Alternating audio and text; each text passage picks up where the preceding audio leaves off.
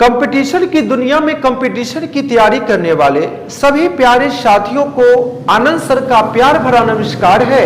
आज हम टॉप 25 ऐसे क्वेश्चन चुनिंदा लेकर के आए हैं आप लोगों के लिए जो विभिन्न प्रतियोगी परीक्षाओं में अक्सर पूछे जाते हैं। तो देखना यह है कि आप लोगों की तैयारी कितनी अच्छी है और आप लोग कितना स्कोर कर पा रहे हैं। तो आप लोग कमेंट के माध्यम से हमें जरूर बताएंगे। तो पहला नंबर जैसा कि आप लोग देख पा रहे हैं स्क्रीन पर हमारा है कि प्रकाश की किरणें गमन करती है। ये 4 दिया है option A B C D और 4 में से एक सही आंसर होगा और सही आंसर हमारा निकल के आ रहा ए नंबर, यानी सीधी रेखा में प्रकाश की किरणें हमेशा क्या करती है, गमन करती है। और दूसरे नंबर प्रश्न की ओर रुख करते हैं। क्वेश्चन कहता है कि प्रकाश का वेग न्यूनतम होता है किसमें, तो सही आंसर हो जाएगा डी नंबर यानी कांच में।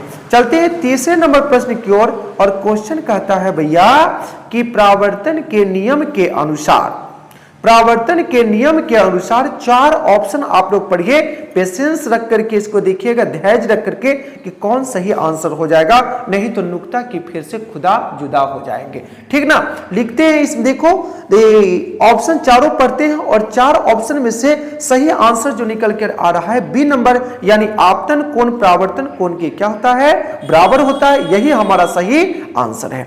चलते हैं चौथे नंबर प्रश्न की ओर और क्वेश्चन कहता है समतल दर्पण द्वारा बना प्रतिबिंब कैसा होता है, तो सही आंसर हो जाएगा वर्चुअल यानी काल्पनिक प्रतिबिंब बनता है किससे, समतल दर्पण से। चलते हैं 5वें नंबर प्रश्न की ओर और क्वेश्चन कहता है हमारा बाबू साहब कि किस दर्पण से हमेशा काल्पनिक, सीधा तथा छोटा प्रतिबिंब बनता है, तो सही आंसर निकल के आ रहा हमारा बी नंबर यानी उत्तल दर्पण। एक लेंस होता है उत्तल लेंस जो मानव के नेत्र में होता है, ये दर्पण है हमारा। गाड़ी के साइड में भी यही उत्तल दर्पण का प्रयोग होता है। चलते हैं 6ठे नंबर प्रश्न की ओर और 6 नंबर हमारा जो प्रश्न कर रहा है कि अवतल दर्पण की फोकस दूरी उसकी वक्रता त्रिज्या की होती है, यानी कितनी गुनी होती है, क्वेश्चन पूछा जा रहा है। तो देखते हैं सही आंसर क्या होगा, तो लिखेंगे बी नंबर यानी आधी होती है, हाफ। चलते हैं 7वें नंबर प्रश्न की ओर कि लेंस की क्षमता का एसआई मात्रक क्या होता है, तो सही आंसर निकल कर आ रहा है हमारा ए यानी डायोप्टर। ये काफी महत्वपूर्ण क्वेश्चन है और आप लोगों के लिए बहुत ही हेल्पफुल साबित होने वाली है, तो किसी क्वेश्चन को नजरअंदाज नहीं करेंगे मेरे प्यारे। और चलते हैं अगला नंबर प्रश्न की ओर और 8वां नंबर हमारा जो प्रश्न कर रहा है कि उत्तल लेंस की फोकस दूरी होती है, यानी उत्तल लेंस की फोकस दूरी होती है, ये क्वेश्चन पूछा जा रहा है। तो 8वां का सही आंसर हो जाएगा धनात्मक और धनात्मक को ही कहते हैं पॉजिटिव। चलते हैं 9वें नंबर प्रश्न की ओर और कहता है अवतल लेंस की फोकस दूरी होती है, क्या होती है, तो लिखेंगे ऋणात्मक यानी बी नंबर सही आंसर हो जाएगा। एक पॉजिटिव होता है, एक निगेटिव होता है, एक धनावेश और दूसरा ऋणावेश। चलते हैं 10वें नंबर प्रश्न की ओर और क्वेश्चन कहता है किस लेंस को अभिसारी लेंस भी कही जाती है, तो सही आंसर निकल करके आ रहा है हमारा ए नंबर उत्तल लेंस। कौन सा लेंस, उत्तल लेंस। चलते हैं 11वें नंबर प्रश्न की ओर। क्वेश्चन कहते हैं कि मानव नेत्र के किस भाग पर किसी वस्तु का प्रतिबिंब बनता है, तो सही आंसर हो जाएगा डी यानी रेटिना। आशा करते हैं कि आप लोगों को समझ में आ भी रहा होगा और शायद आप लोगों को पता भी होगा इसका आंसर, और जिनको पता नहीं होगा तो कृपया इस क्वेश्चन को अपने नोटबुक पर उतारे और इसको याद एक बार जरूर करें। चलते हैं 12वें नंबर प्रश्न की ओर और क्वेश्चन हमारा स्क्रीन पर आ चुका है। क्वेश्चन कहता है कि सामान्य नेत्र के लिए दूर बिंदु होता, यानी ऐसे भी क्वेश्चन पूछ सकता है कि स्पष्ट दर्शन का न्यूनतम दूरी कितनी होती है, तो हम सही आंसर इसका मारेंगे स्पष्ट दर्शन की न्यूनतम दूरी कितनी होती है, तो लिखेंगे 25 सेंटीमीटर। लेकिन यहां पे कुछ क्वेश्चन पूछा है कि सामान्य नेत्र के लिए दूर बिंदु क्या होती है, तो लिखेंगे अनंत। क्या लिखेंगे, अनंत।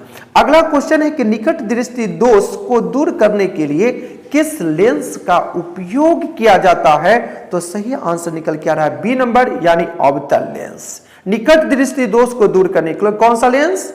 अवतल लेंस।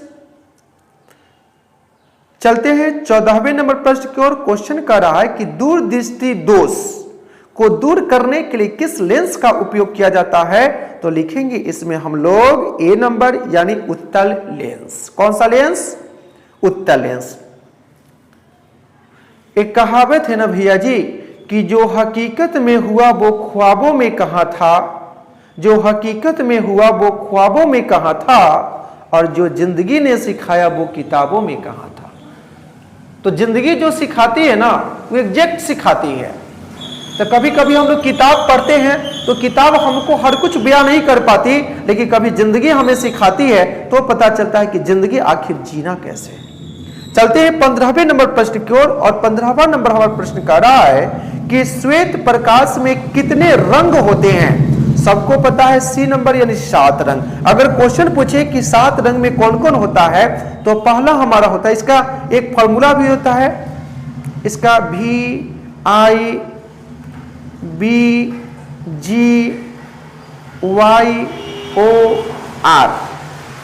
यही भी से हमारा हो जाएगा बैगनी, I से हो जाएगा हमारा क्या? I से हमारा हो जाएगा जामुनी, B से हो जाएगा ब्लू यानी नीला, G से हमारे ग्रीन यानी हरा, Y का मतलब येलो, येलो का मतलब पीला, O का मतलब ऑरेंज, ऑरेंज का मतलब नारंगी, R का मतलब रेड, रेड का मतलब लाल। नहीं, चलते हैं 16वें नंबर प्रश्न की ओर। और 16वां नंबर प्रश्न कर रहा है कि आकाश का रंग नीला क्यों दिखाई देता है? तो सही आंसर लिखेंगे प्रकाश के प्रकीर्णन के कारण आकाश का रंग नीला दिखाई पड़ता है। अगला क्वेश्चन कि इंद्रधनुष में कितने रंग दिखाई देते हैं? यानी इंद्रधनुष में कितने रंग दिखाई देते हैं? तो हम लोग लिखेंगे इसमें कितना हो जाएगा? ऑप्शन नंबर देखते हैं। पहले में 5 है, दूसरा में 7 है, तीसरा में 8 है, चौथा में 9 है। तो सही आंसर हो जाएगा 7। इंद्रधनुष में कितने रंग दिखाई देते हैं? 7। 18वां नंबर प्रश्न करा कि विद्युत धारा का ऐसा ही मात्रक क्या होता है? तो सही आंसर मारेंगे एम्पियर यानी सी नंबर ऑप्शन सही है इसका। और 19वें नंबर क्वेश्चन की ओर चलते हैं कि विभवांतर का ऐसा ही मात्रक क्या होता है? तो सही आंसर हमारा जो निकल के आएगा वोल्ट यानी बी नंबर।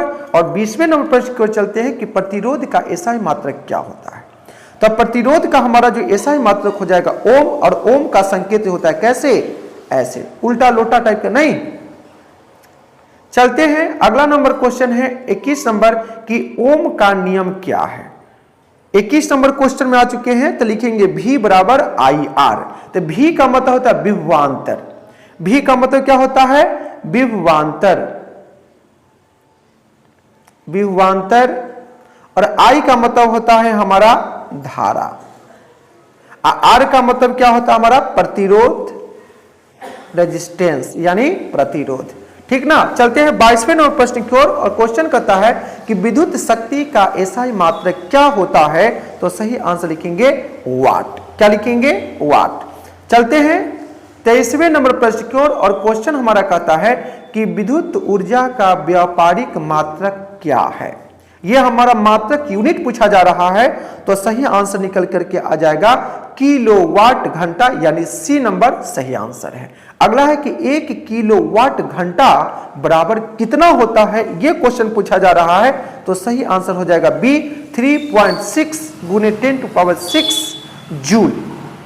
और 25वें नंबर प्रश्न की ओर चलते हैं। यह हमारा अंतिम प्रश्न है। और क्वेश्चन कर रहा है कि विद्युत बल्ब का फिलामेंट बना होता है किसका?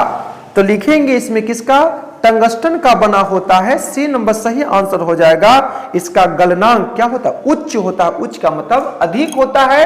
तो इस तरह से मेरे प्यारे हमने 25 क्वेश्चन को देखा फिजिक्स का। और उम्मीद करते हैं कि आप लोग सही सही बनाएंगे और बना करके आप कमेंट के माध्यम से जरूर हमें बताएंगे कि आपका कितना सही हुआ है। बस आज के लिए इतना ही। फिर से हम नए वीडियो के साथ आप लोगों के बीच उपस्थित होंगे। बस आज के लिए इतना ही। जय हिंद, जय भारत।